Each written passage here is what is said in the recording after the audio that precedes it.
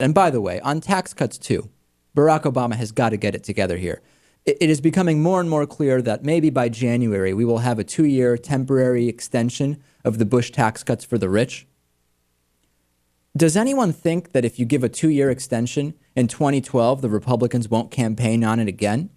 And name one Republican, Lewis, who will say in 2012, if there is a 2-year temporary extension, yep, we're all set now. We're not going to campaign on this now because Obama said 2-year extension, it was a compromise. We all agreed to it. We don't need any more tax cuts for the rich. We're fine with those expiring. Well, what Republican is going to say that in 2012?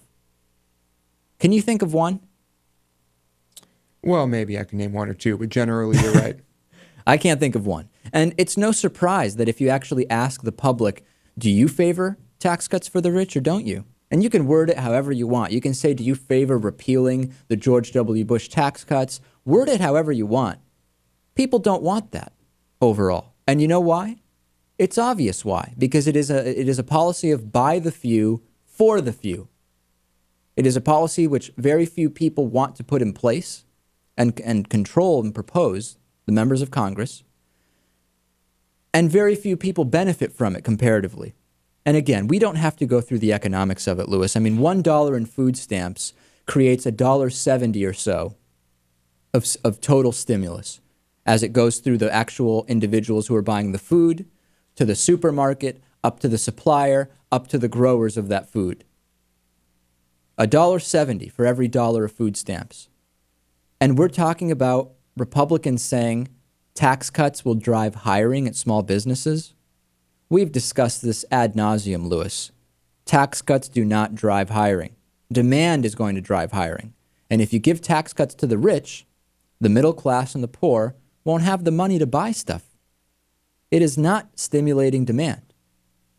I feel like we're just going over the same basic principles and we still keep hearing the same talking points from those in favor of maintaining these tax cuts, do we not?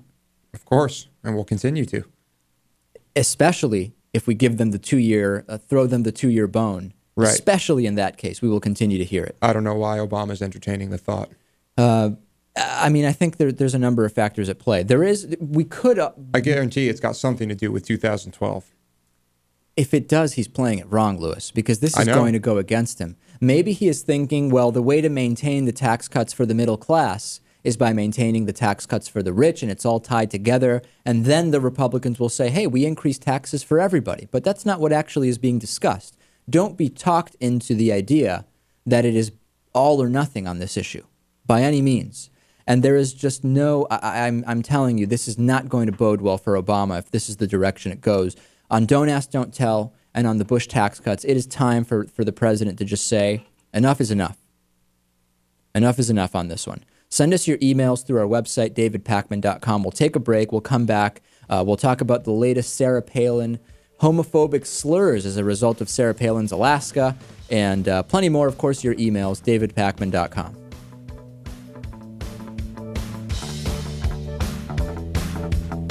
The David Pakman Show at davidpakman.com.